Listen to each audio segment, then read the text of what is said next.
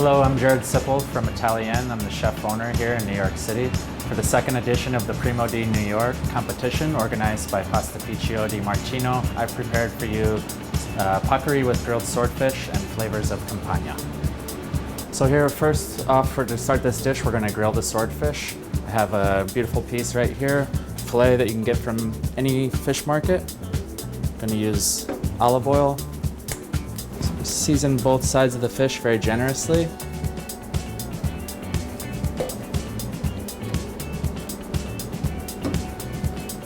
can see I have the wood chips smoking on the grill.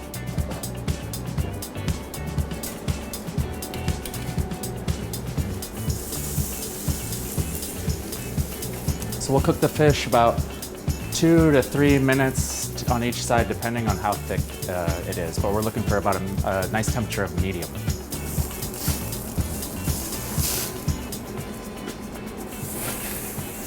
Close it just to trap some of the smoke in, to kind of lock in some of that smoky flavor.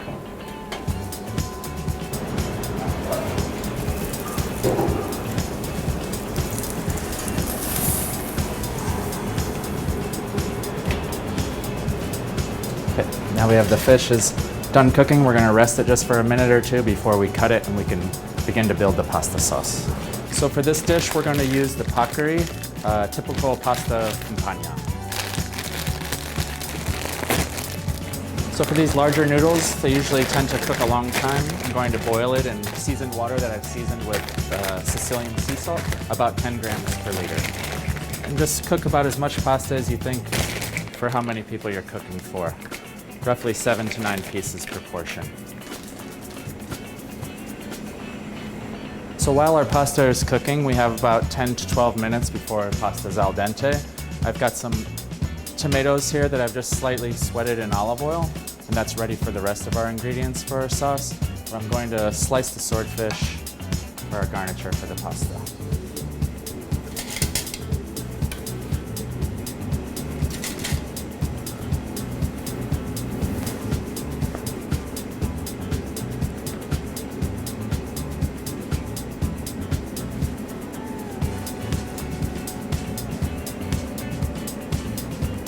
You could cut it however you'd like. I'm going to cut in large cubes to match the noodle. So with Italian pastas, you'd always like your garniture to be somewhat close to the same shape and size of the pasta.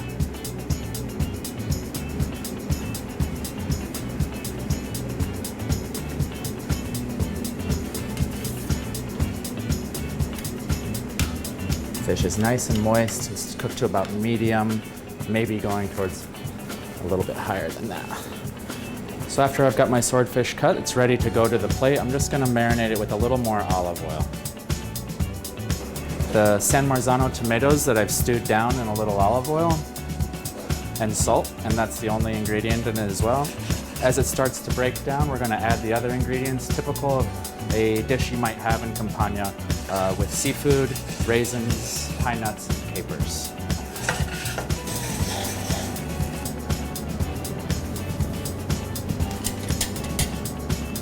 From here, I have the tomatoes in the olive oil. I'm going to add the capers from Pantelleria,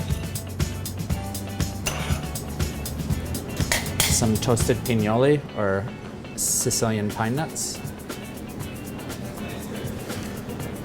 a dash of Sicilian dried oregano, some sultanas that I've rehydrated in white wine, or golden raisins if you can't find sultanas, and then finally just minced parsley for color. I'm going to add a little bit more of olive oil and a crack of black pepper. So from here, our sauce is pretty much finished. A very simple dish of really just beautiful products brought together simply rather than too much cooking. You can see you have a nice kind of olive oily mixture that's going to be delicious for dried pasta as well as grilled fish. So just a little bit of the pasta water that's got this natural starch from the pasta cooking in it. We'll pull our pasta.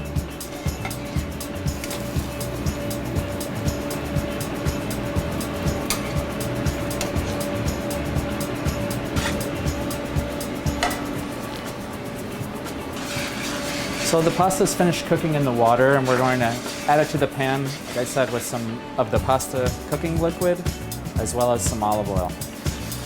And this is where the glaze will happen. The starch from the pasta and the pasta water will emulsify as it reduces with the olive oil in the pan. Okay, so as the pasta is glazed, you can put it on the pan. We have the sauce and the swordfish to come over, so we'll lay it on the plate, really however you'd like.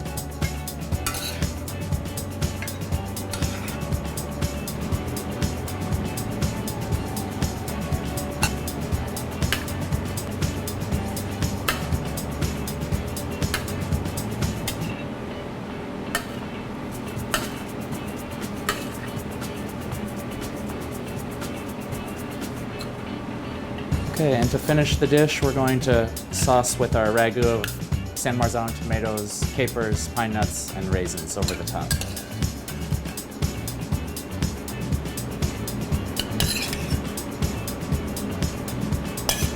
Again, making sure to get some of the sauce on the pasta, but also to dress the swordfish as well. Final, just to finish, maybe just a little bit more of a Sicilian olive oil.